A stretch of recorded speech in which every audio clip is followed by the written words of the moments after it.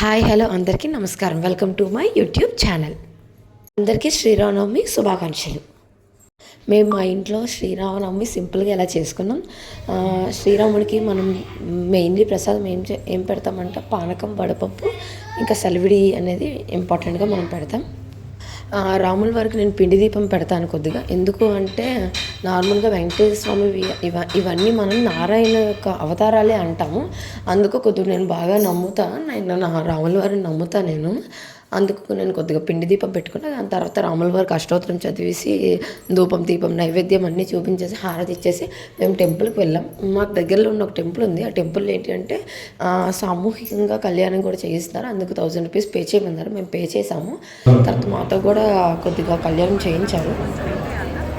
నార్మల్గా మనం పెళ్ళిలో ఏంటి అంటే మామగారు అల్లుడికి పాదాలు పడతారు కదా, అలాగే రాముల గారి పాదాలు మాతో కూడా వాళ్ళు పంతులు గారు మాతో కూడా కలిగించారు. కళ్యాణం కూడా బాగా చేశారు. నాకు తృప్తిగా అనిపించింది. దాని తర్వాత తలంబ్రాలు ఇవన్నీ మేమే పోసాము. లాస్ట్లో మాకు ఒక ముత్యం కూడా వచ్చింది. చాలా మంచిగా ఒక పాజిటివ్ వైబ్గా అనిపించింది. అంతా మంగళసూత్ర ధారణ ఇవన్నీ చాలా బాగా చేశారు. ఇక్కడ అన్నదానం కూడా వాళ్ళ ముందే చెప్పారు, ఇక్కడ అన్నదానం ఉంటుంది, మీరు భోజనం చేసి వెళ్ళండి అని.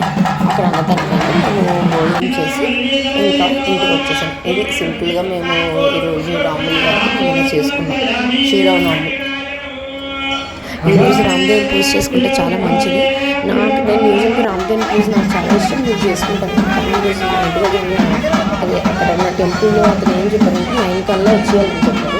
అందువల్ల మళ్ళీ ఎందుకంటే ఆ పూజ కొద్ది పెద్దది కథ అని చదవాలి, పెద్దది కాబట్టి చేసుకుంటే మధ్యలో ఎక్కడైనా ఆపేస్తే బాధ అని నేనేం చేశానంటే మేము జస్ట్ నార్మల్గా పూజ చేసుకొని గుడికి వెళ్ళిపోయాము. అక్కడ పూజ స్టార్ట్ అయినప్పటికే 11 అయిపోయింది.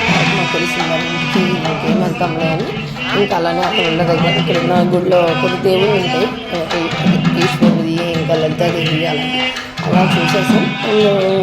ఈరోజు ఏదైనా హనుమాన్ చాలీసా, హనుమాన్ దండకము, రామరక్ష స్తోత్రము, రామాయణం బుక్స్ ఉంటాయి, అవి చదివితే చాలా మంచిది కూడా. ఈరోజు మ్యాక్సిమం ఎవరైనా రామదేవుని పూజ చేసుకోకపోతే ఈవినింగ్ అయినా కొద్దిగా చేసుకోవడానికి ట్రై చేయండి.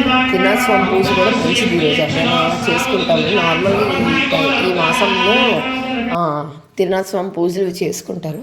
ఎవరైనా అలా చేసుకోవాలంటే చేసుకోండి. ఇక్కడ మీరు చూసారంటే ఇక్కడ ఉడిబియ్యం అవన్నీ మేము అలా పోసాం. ఈ వీడియో మీకు నచ్చినట్లయితే please like, share and subscribe my channel. Thank you for watching.